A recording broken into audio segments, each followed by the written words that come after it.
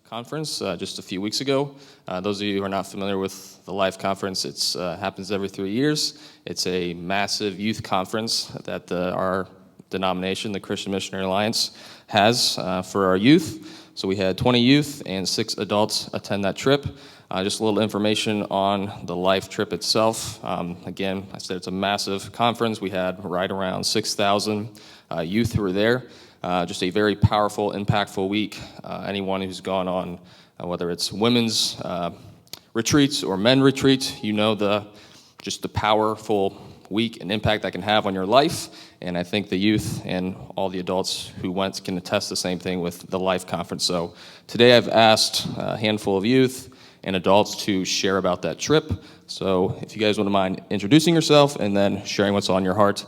Basically, I just asked them to share anything whether it's a highlight or something that God did in their life. Maybe it's something God's calling them to do or challenging them with their taking the next step of faith, whatever that may be. So just so you know what the content is. Thanks. I'm Shannon Heckman. I'm Gabby and Lydia's mom, so I went as a chaperone. So I wanted to thank James and the church for giving me that opportunity, because he's right. This life experience was extraordinary. I think the other thing that's important is that as a church, we should be really proud of these kids. They were kind, they were attentive. Most importantly was the maturity that they had in their faith. I think they made the trip outstanding for each other, and certainly for the chaperones. They were very impressive kids. So what did I take away from the trip?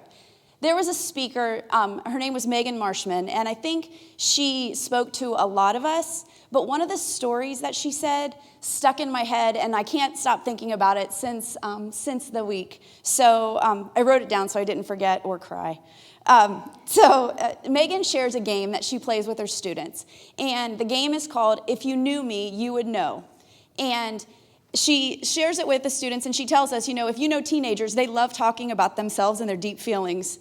Not. So Megan says she always starts it. And she said she starts because a leader always starts, they're never the exception, and that sets the tone. So she starts very simple. So she would say, my name is Megan, and if you knew me, you know that I have a dog. And if you really knew me, you would know that my dog, in my case, my dog's name is Chazzy. And she goes around the room, and the kids are very comfortable answering that question. So they'll say, if you knew me, you know I have a bird, and my bird's name is George. And, it comes back to Megan. And the next level of the game is a little bit deeper. And so in this particular story, she says, if you really knew me, you would know that I grew up with a cousin that had severe special needs. If you really knew me, you would know that when someone uses the word retarded to hurt or insult someone, that it really bothers me. And she explained that the game would go on and the students would tell a little bit more about themselves. And her story continued the next day, where she was charged with facilitating an activity on a field that had hundreds of students. And there was a group on one side and another group on another.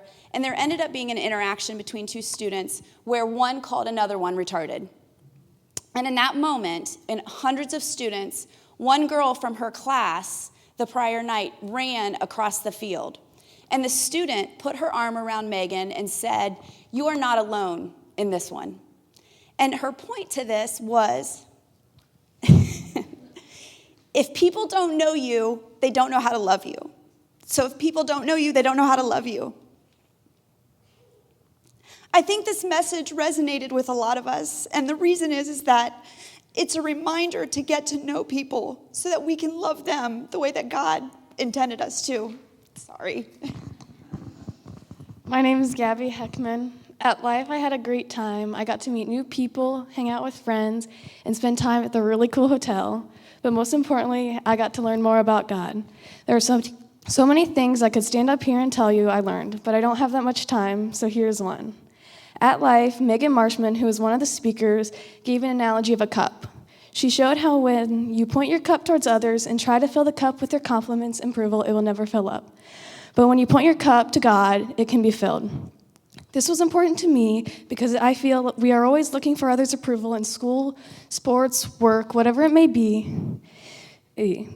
Her analogy helped me realize that God is all we need to not just fill, but overflow our cup. My name's Lydia. Something that made life really memorable to me was that I not only got to meet people from all over, I got to know the people I see every Sunday or Wednesday at youth group a lot more. It was really great to become friends and bond with some of the group throughout the week. I enjoyed talking and getting to know them at seminars or just during free time. It was really nice that we could grow in our faith together and become really good friends. Can't wait to see what Life 2022 has to bring. Thank you. I'm Kala, and life was a really great experience. You get to be around 6,000 other people who have such a great passion for God, and it was just really cool to hear some people.